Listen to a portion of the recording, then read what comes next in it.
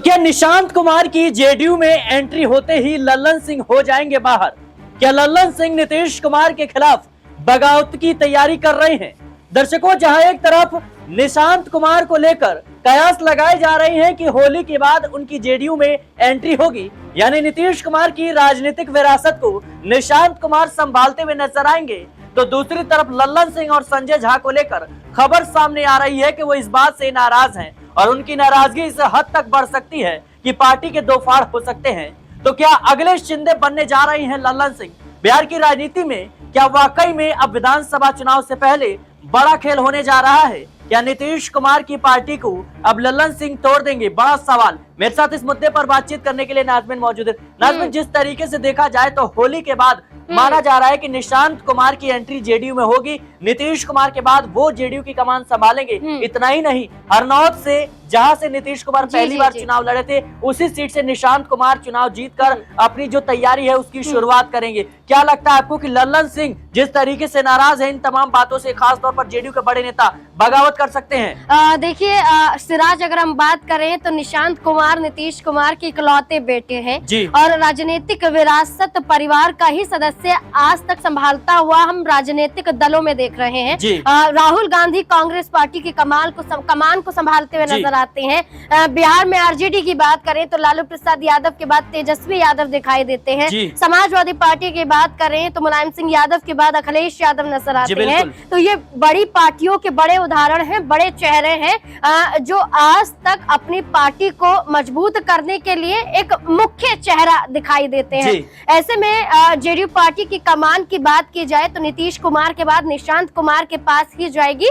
ये कहीं ना कहीं जेडीयू पार्टी के ही तमाम मंत्रियों द्वारा भी कहा जा रहा है। देखिए, निशांत कुमार अगर राजनीति में इतने सक्रिय नहीं है और राजनीति में आने की प्लानिंग चल रही है, तो इससे अंदाजा लगा सकते हैं कि अब नीतीश कुमार के साथ हर प्रोग्राम में निशांत कुमार भी दिखाई दे रहे हैं। देखिए जिस तरीके से तेजस्वी यादव लगातार आरोप लगाते हैं नीतीश कुमार पर कि नीतीश कुमार जो है स्वास्थ्य तौर पर ठीक नहीं है, उनका मानसिक संतुलन है वो कहीं ना कहीं बिगड़ चुका है। ऐसे में इसका जवाब आज निशांत कुमार ने दी। उन्होंने सीधे तौर पर कहा कि मुख्यमंत्री 100% फिट है और मैं अपील करता हूं कि आप मुख्यमंत्री नीतीश कुमार को फिर से जिताएं और फिर से दोबारा मुख्यमंत्री बनाएं। उन्होंने अच्छे काम किए हैं। तो क्या लगता है आपको कि निशांत कुमार जिस तरीके से बयानबाजी कर रहे हैं, तमाम बैठकों में जा रहे हैं, तो कहीं ना कहीं अब उनकी तैयारी जो है वो फाइनल हो चुकी है? खबर तो यहाँ तक आ रही है कि बस अब नीतीश कुमार की हाँ का इंतजार है। देखिए, बिल्कुल ये बार बार कहा गया कि प्रगति यात्रा में जो रुकावट आ रही है उसका सबसे बड़ा कारण है कि नीतीश कुमार स्वस्थ नहीं है।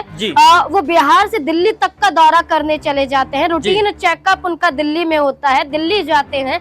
लेकिन देखा जाए तो नीतीश कुमार अस्वस्थ हैं या फिर नाराज हैं, इन दोनों ही बयानों में फर्क नजर आता है। क्योंकि देखा जाए तो दिल्ली के रामलीला मैदान में जहाँ रेखा गुप्ता मुख्यमंत्री पद की शपथ ले रही थी, न्योता दिया गया था भारतीय जनता पार्टी शासित राज्यों के मुख्यमंत्रियों को, उसमें नीतीश कुमार को भी न्योता दिया गया था। गठबंधन की सरकार है, लेकिन नीतीश कुमार ने कहा कि प्रगति यात्रा जरूरी है मेरे लिए, ना कि दिल्ली दौरा करना। और उससे 2 से 3 दिन पहले नीतीश कुमार दिल्ली दौरा करते हुए नजर आए थे। तो ऐसे में तो साफ दिखाई दे रहा है कि नीतीश कुमार अस्वस्थ नहीं बल्कि नीतीश कुमार बीजेपी से नाराज है। लेकिन लल्लन सिंह और संजय झा तो आए थे ना। देखिए, लल्लन सिंह और संजय झा की बात करें तो वैसे ही नीतीश कुमार के साथ नजर नहीं आते हैं।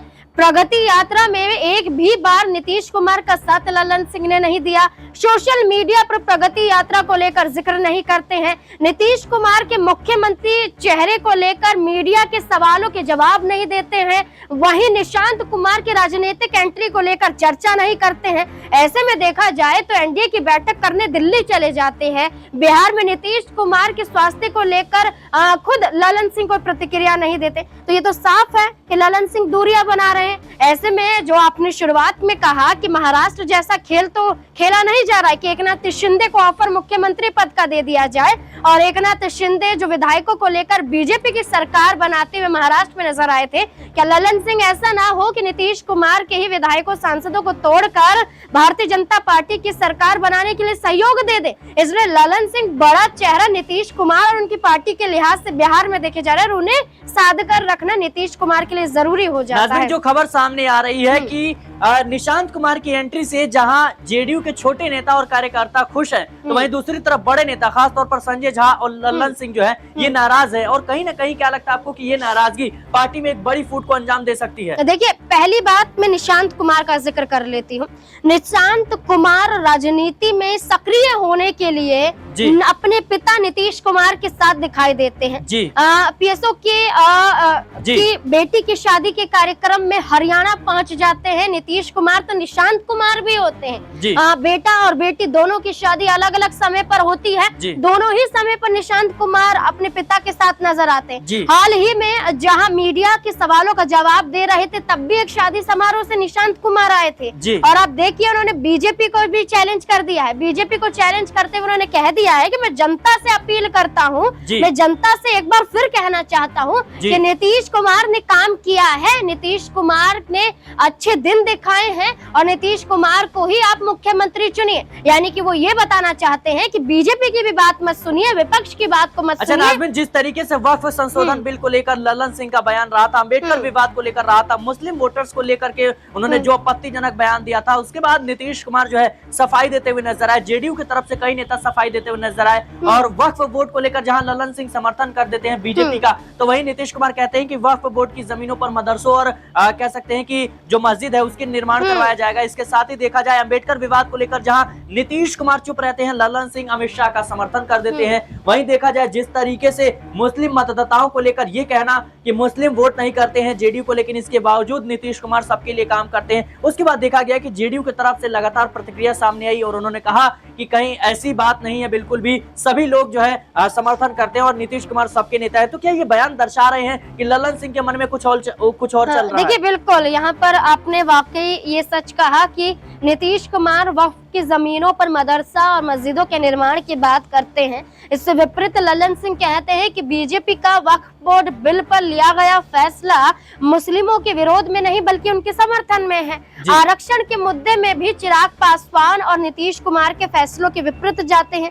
लल्लन सिंह को लेकर मैंने पहले भी कहा कि जब पार्टी के अध्यक्ष की कमान संभाल रहे थे और अध्यक्ष पद की कमान से इस्तीफा दिया था, तब ये कहा गया था कि नीतीश कुमार से नाराज लल्लन सिंह हैं और लालू प्रसाद यादव से नजदीकियां बढ़ रही हैं। तो इन बातों को खारिज करते हुए लल्लन सिंह ने यह कहा कि निजी कारणों के चलते मैंने इस्तीफा दिया।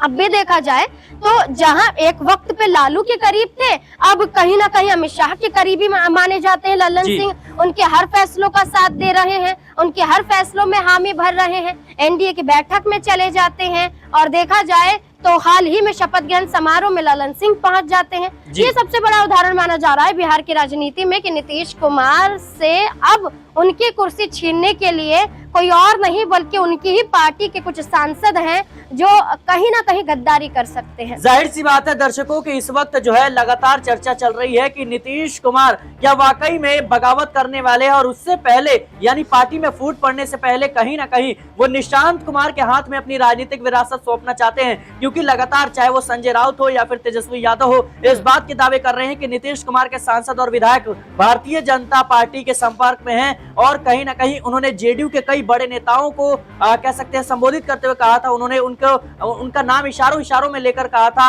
कि ये जो नेता है वो कहीं ना कहीं नीतीश कुमार का खेल बिगाड़ सकते हैं। उनका सीधा इशारा कहीं ना कहीं देखा जाए तो लल्लन सिंह और संजय झा पर था। तो देखना होगा कि क्या वाकई में बिहार विधानसभा चुनाव से पहले निशांत कुमार की एंट्री होती हुई नजर आएगी, चुनाव लड़ते हुए नजर आएंगे। इसके साथ ही होली के बाद नीतीश कुमार का क्या फैसला रहता है, क्योंकि माना यह जा रहा है कि जेडीयू में अब स्वागत की तैयारियां शुरू हो चुकी हैं और बस इंतजार है कि कब नीतीश कुमार हाँ बोले और जेडीयू में एंट्री निशांत कुमार की हो जाए। और उससे पहले लल्लन सिंह को लेकर लगातार सवाल उठ रहे हैं कि लल्लन सिंह भी पार्टी से बगावत कर सकते हैं। फिलहाल इस मुद्दे को लेकर आपकी क्या राय है, कमेंट बॉक्स में जरूर बताएं। देश और दुनिया की तमाम खबरों के लिए बने रहना नेक्स्ट टाइम न्यूज के साथ।